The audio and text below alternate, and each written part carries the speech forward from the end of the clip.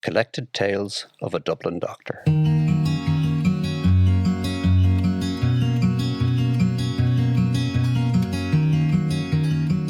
This podcast is a series of tales written by my father, Patrick Befriend, and rediscovered in a file at the back of a press 30 years after his passing.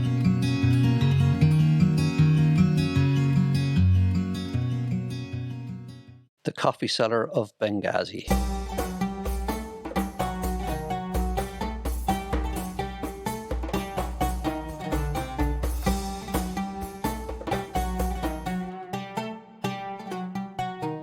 The man who sold coffee beans from a stall in the souk in Benghazi was my friend. On each of my visits to that lovely little city, I would stroll through that market, renewing acquaintances with the various stallholders, and end up at the coffee stall.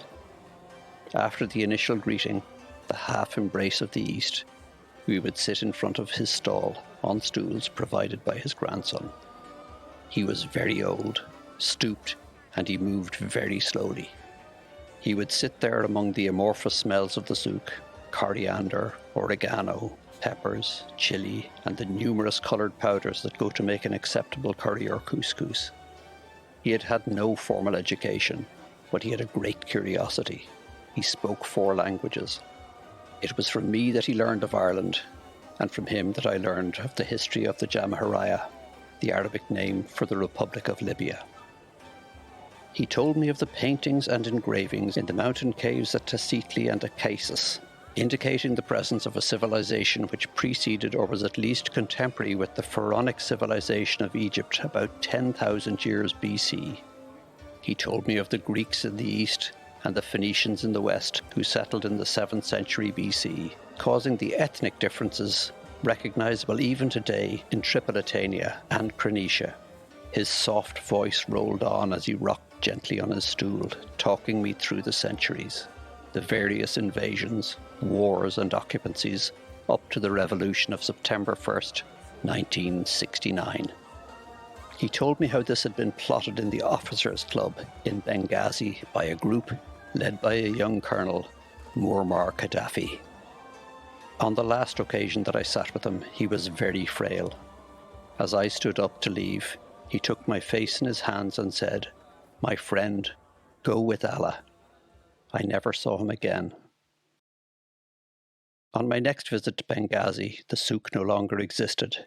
It had been closed down by order of central government in Tripoli. It had been replaced by a vast, multi-storey supermarket, run in the exasperatingly inefficient Soviet manner. My reason for being in Libya on this occasion was to give a course of lectures at Benghazi University.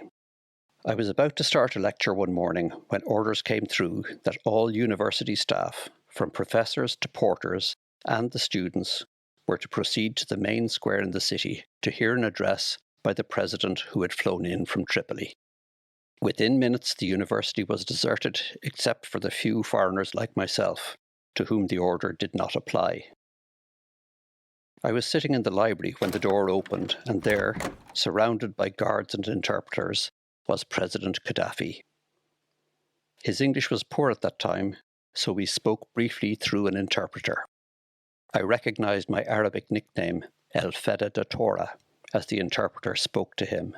He formally thanked me for helping in the training of young Libyan doctors, and I replied with something banal like, "It is a great honour." He nodded and left. The following year, I was back in Libya again, this time in Tripoli. At the same time, there was a meeting there of the foreign ministers of various Arab states. A great reception was held there for them in the hotel where I was staying. Probably because I was the only European staying at the hotel, I was invited to attend. Eventually, I was presented again to the president. He shook hands formally and asked me if I had learned more about his country since we had last met.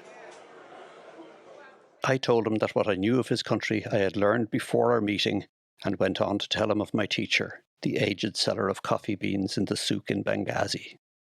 I told him that my teacher was dead and the souk no more.